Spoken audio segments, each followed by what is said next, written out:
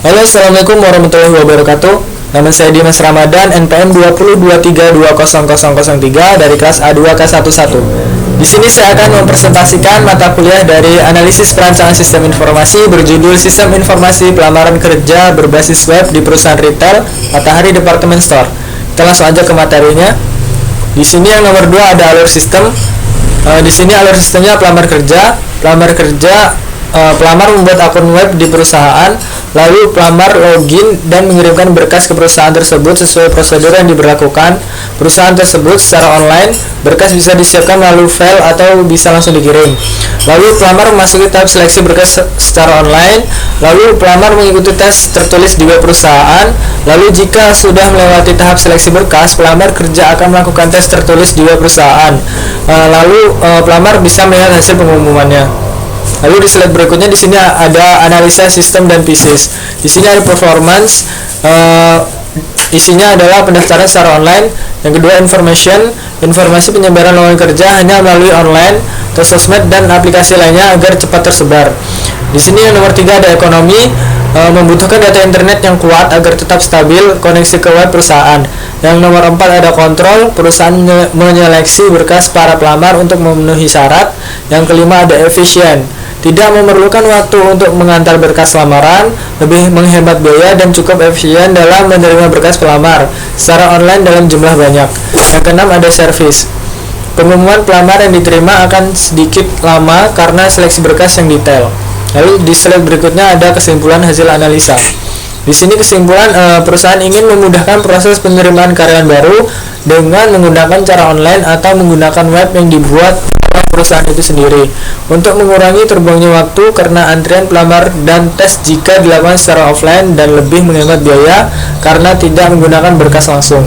Lalu di slide berikutnya ada identifikasi masalah. Di sini ada 3 identifikasi masalah. Nomor 1, di saat lamaran kadang terjadi kesalahan seleksi berkas. Yang kedua, memakan waktu yang cukup lama karena terlalu ramai. Yang ketiga, proses pengumuman yang terhambat karena pada saat seleksi berkas terjadi kesalahan berkas. Di sini slide berikutnya rancangan usulan. Di sini rancangan usulannya tentang alur sistem. Yang pertama, pelamar menyiapkan berkas. Yang kedua, pelamar mengakses halaman website perusahaan. Yang ketiga, pelamar melakukan pembuatan akun. Yang keempat, setelah membuat akun, pelamar baru bisa login ke web perusahaan. Yang kelima, pelamar mengunggah atau mengupload dokumen persyaratan. Yang keenam, operator perusahaan melakukan seleksi tes tertulis secara online. Yang ketujuh, operator memberikan hasil seleksi dan pengumuman.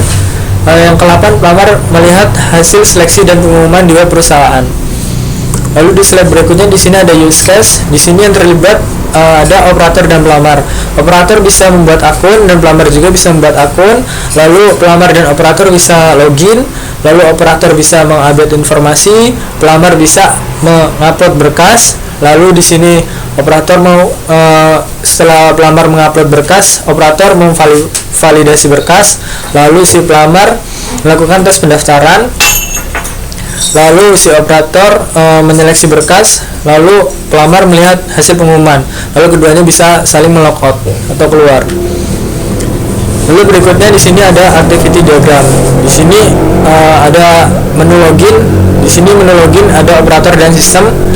Di sini operator bisa memulai dan memilih daftar username dan password atau mendaftarkan akun. Lalu sistem akan memverifikasi username dan password, lalu memproses. Jika gagal maka akan kembali ke halaman sebelumnya, dan jika berhasil akan menampilkan halaman pertama operator. Di sini sama saja. Di sini tampilan login pelamar kerja tidak jauh berbeda dengan halaman sebelumnya. Lalu di sini ada diagram operator perusahaan. Di sini operator bisa memulai lalu memilih menu operator dan login. Lalu sistem akan menampilkan menu operator. Lalu si operator bisa menginput data operator. Lalu sistem akan memvalidasi data, lalu memproses. Jika gagal akan kembali ke halaman sebelumnya, dan jika berhasil akan selesai.